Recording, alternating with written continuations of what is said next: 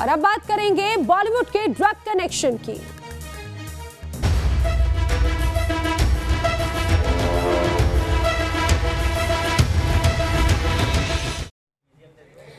और बॉलीवुड की heroine number 1 Deepika Padukone की मुश्किलें बढ़ती जा रही हैं। जी हां, जिस तरह से ड्रग कनेक्शन में दीपिका का नाम सामने आया, उनकी व्हाट्सएप चैट सामने आई, उस व्हाट्सएप चैट में माल का जिक्र हुआ, उस पर एनसीबी को दीपिका ने गोलमोल जवाब दिए हैं। आपको बता दें, और यही गोलमोल जवाब अब दीपिका को सीधे सीधे फंसाते हुए नजर आ रहे हैं। दरअसल जब एनसीबी ने दीपिका से पूछताछ की और माल है क्या वाला जो दीपिका का मैसेज था, जो चैट था, और जब इसी बारे में एनसीबी ने दीपिका से सवाल पूछे तो दीपिका गोलमोल जवाब देती हुई नजर आई। और अब खबर यह है कि एनसीबी की पूछताछ के दौरान दीपिका 3 बार इमोशनल हुई, 3 बार रोई भी है। तो क्या दीपिका का अब जेल जाना तय है, ये कहा जाए? दीपिका ड्रग से जुड़ी हुई बड़ी जानकारी हम आपको दे रहे हैं। एनसीबी की पूछताछ में दीपिका ने जिस तरह से सीधे सीधे जवाब ना देते हुए लगातार घुमाने की कोशिश की, गोलमोल जवाब देने की कोशिश की। ड्रग्स चैट को लेकर एनसीबी ने दीपिका से सवाल पूछे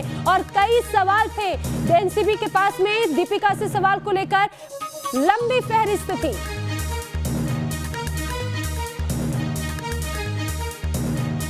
और सीधे रुक करेंगे हमारे सहयोगी, हमारे साथ में जुड़े रुमान उल्ला खान मौजूद हैं, साथ ही साथ विद्यानाथ झा भी मेरे सहयोगी मौजूद हैं। रुमान, जिस तरह से बात सामने आई है कि गोलमोल जवाब दिए गए, लगातार घुमाने की कोशिश की गई है एनसीबी को, कहा जाए यही गोलमोल जवाब सीधे सीधे दीपिका की मुश्किलें बढ़ाएंगे। देखिए, बिल्कुल मुश्किलें बढ़ाएंगे क्योंकि अभिनेत्री हैं, हर तरह के रोल इन्होंने किए हैं। ऐसे में इनका एक्टिंग करके रोना या भावुक होना कोई बहुत बड़ी बात नहीं है और एनसीबी को भी इसका अंदाजा था। इसलिए एनसीबी ने अपने जांच का तरीका थोड़ा बदला है। इस पूरे मामले में सीधे तौर पर किसी भी सेलिब्रिटी को नहीं बुलाया गया है।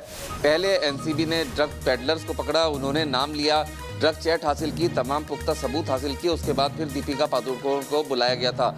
यही एनसीबी ने रिया के मामले में भी किया था कि पहले ड्रग पेडलर पकड़े गए थे, उनके बयान थे, उनकी पूरी चैट थी, उसके बाद फिर रिया को सम्मन करके बुलाया गया था।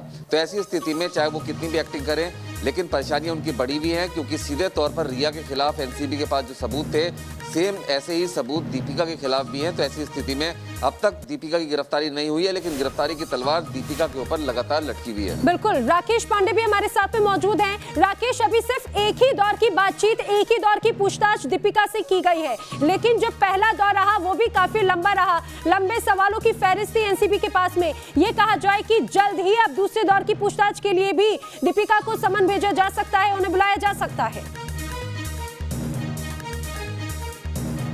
देखिए नैना, पहले दौर में कुछ जो मेन सवाल थे वो सवाल एनसीबी ने पूछे और मुझे लगता है कि एनसीबी को इस बात का अंदाजा हो गया कि उन्हें और ठोस तरीके से इस पूरे मामले में आगे बढ़ना होगा। अगर कोई बहुत जल्द एक ठोस तस्वीर सामने रखनी है इस जांच को लेकर, नतीजे क्या निकल सकते हैं उस संभावित नतीजे को लेकर, क्योंकि आप देखिए जो फोन जब्त किए गए, मुझे ऐसा लगता है रोमान इस बारे में और बेहतर जानकारी देंगे कि जो फोन का डेटा कलेक्ट किया गया है, जो फोन रखे हैं एनसीबी के अधिकारियों ने अपने पास, मुझे लगता है कि पहले डेटा क्लोन करके उनसे जो जानकारी है उस जानकारी को निकाल लिया जाएगा। करमजीत ने जिन नामों का खुलासा किया है उन नामों के साथ मिलान कर दिया जाएगा। हो सकता है कुछ और पूछताछ हो, कुछ और पेडलर्स अगर रडार पर आ जाते हैं, उसके बाद मुझे लगता है कि दीपिका या फिर किसी और सेलिब्रिटी का नाम आता है तो उन्हें समन किया जाएगा। लेकिन मुझे लगता है कि फिलहाल एनसीबी के अधिकारियों का फोकस और जांच टीम का जो पूरा फोकस है एसआईटी का, उसका फोकस अभी मोबाइल फोन से मिलने वाली जानकारियां जो डेटा क्लोन करने के बाद सामने आएंगी उसकी जांच पर होगा। उसके बाद मुझे लगता है आगे का रास्ता वो तय करेंगे। बिल्कुल, आगे का रास्ता तो तय किया जाएगा। हमारे साथ में कुछ और खास मेहमान भी जुड़ रहे हैं। हमारे साथ में प्रियदर्शनी सिंह जो कि एक्ट्रेस है, हमारे साथ में जुड़ रही हैं। एडवोकेट रेखा अग्रवाल हमारे साथ में जुड़ रही है। साथ ही साथ शिवसेना का सपोर्ट करने वाले संजय गुप्ता भी हमारे साथ में जुड़े हैं, हम उनका भी रुख करेंगे। लेकिन विद्या का पहले रुख कर लेते हैं। विद्या, जिस तरह से पूछताछ हुई दीपिका पादुकोण के साथ में, दीपिका इस दौरान कई बार इमोशनल हुई। ये कहा जाए कि अभिनेत्री है, वो उस किरदार में तो डूबी, लेकिन अब शायद एनसीबी भी बखूबी जान चुकी है कि यहाँ पर दीपिका के साथ में उनको ज्यादा मेहनत करनी पड़ेगी, क्योंकि दीपिका बातों को घुमाना भी बहुत अच्छे से जान रही है।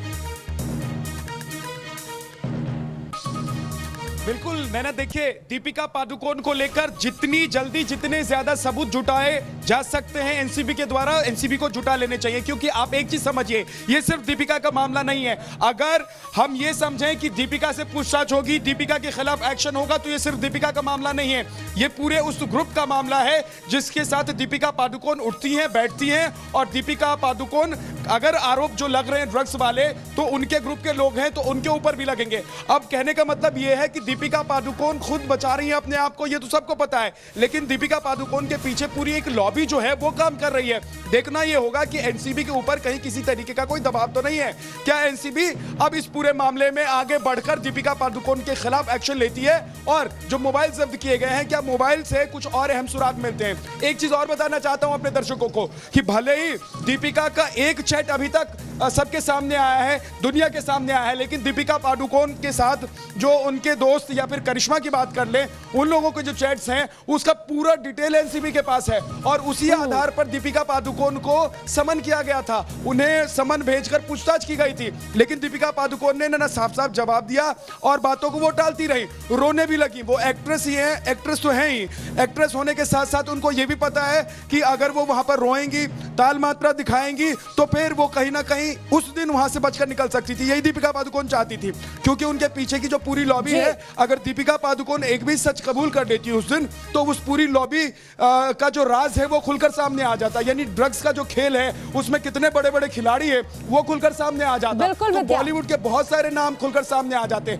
अब एनसीबी यही देख रही है कि किस तरीके से दीपिका पादुकोण से जुड़े हुए तमाम सबूत जुटाए जा सकते हैं, उन सबूतों को जुटाए और उसके बाद एक बार फिर से दीपिका पादुकोण से पूछताछ करे और दोबारा पूछताछ तो की जाएगी। पहली पूछताछ के दौरान ही 12 वकीलों से उन्होंने ये कहा जाए सलाह मशवरा किया था, तो पहले दिन तो बच गई दीपिका पादुकोण, लेकिन अब आगे कैसे बच पाएंगी? क्योंकि कई ऐसे सबूत हैं एनसीबी के पास में जो उनकी मुश्किलें बढ़ा सकते हैं। तो अब ये कहा जाए कि दीपिका पादुकोण की मुश्किलें बढ़ती हुई नजर आ रही हैं, क्योंकि एनसीबी और भी ज्यादा एक्टिव है और एनसीबी के पास में दीपिका के खिलाफ कई ऐसे सबूत भी। हमारे साथ में खास मेहमानों का पैनल मौजूद है, मेरे सहयोगी भी इस समय मौजूद हैं, लेकिन रेखा अग्रवाल जी मौजूद हैं जो एडवोकेट है हमारे साथ में, प्रियदर्शनी सिंह एक्ट्रेस, और साथ ही साथ संजय गुप्ता हमारे साथ में मौजूद हैं जो कि शिवसेना नेता हैं। रेखा जी, सबसे पहले आपका रुख करते हुए ये जानना चाहूंगी, जरा लीगल और टेक्निकल वे में बताइए कि अगर दीपिका पर आरोप सही साबित होते हैं, जिस तरह से कंजम्पशन या फिर ट्रांसपोर्टेशन की भी अगर बात होती है,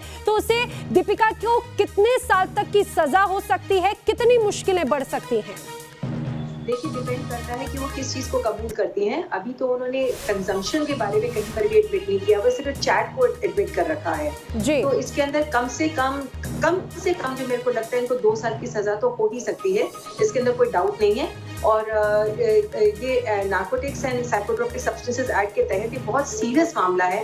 कंजम्पशन जो है एनसीबी को जो है ये प्रूव करना पड़ेगा कि इन्होंने उन ड्रग्स को कंज्यूम भी किया और उसके लिए कोई कमर्शियल ट्रेडिंग भी करी, उसके लिए उन्होंने पैसे की लेन देन भी करी। जब तक वो साबित नहीं हो जाता ये मामला जो है सुर्खियों के अंदर तो जरूर आ रखा है कि दीपिका ने अपनी चैट को कबूल किया, पर सिर्फ चैट को कबूल करने से बात नहीं होगी। कंजम्पशन जो है और उसकी ट्रेड, 2 चीजें बहुत इंपॉर्टेंट है, कंजम्पशन, ट्रेड एंड रिकवरी। ये तीनों चीजें अभी तक कहीं पर भी साबित नहीं हुई हैं। सिर्फ उन्होंने इस बात को एडमिट किया कि हाँ मेरी करिश्मा के साथ में ये वाली बात हुई थी। साथ साथ वो जो उसका एक और अपना एक्सप्लेनेशन दे रही हैं, वो एक्सप्लेनेशन जो दे रही है उसके अंदर कि वो रोल्ड सिगरेट थी, वो कई चैनल्स के ऊपर ये भी मैंने देखा है कि उन्होंने बताया वो रोल्ड सिगरेट थी और उसके अंदर वो कोई भी नार्कोटिक सब्सटेंस उन्होंने इस्तेमाल नहीं किया था। तो जब तक ये बातें साबित नहीं हो जाती कि वाकई में उन्होंने बिल्कुल अभी आने की तो पूछताछ लगातार जारी। रेखा जी, अगर ऐसा होता है तो आपने बताया 2 साल तक की सजा दीपिका को हो सकती है, मिनिमम कम से कम 2 साल तक की सजा। प्रियदर्शनी, जिस तरह से दीपिका पादुकोण हीरोइन नंबर 1 मानी जाती है, अगर वो इस तरह से पूरे एक नेक्सस का अगर हिस्सा है, ये कहा जाए कई और चेहरे अभी बेनकाब होंगे, क्या मैसेज जाएगा? देखिए, सबसे ज्यादा हैरानी की बात ये है, और मैं कल एक आर्टिकल भी पढ़ रही थी कि लगभग दीपिका पादुकोण की मैं अकेले बात करूं, मैं बाद में बाकी एक्ट्रेसेस के ऊपर भी आऊंगी, तो दीपिका पादुकोण के ऊपर 600 करोड़ का दाव लगा है। जितने भी ब्रांड एंडोर्समेंट हैं, जिसमें बहुत बड़े बड़े नाम हैं, हम सबने उनको टेलीविजन के मुख्यतः बहुत बड़े एड्स में देखा है।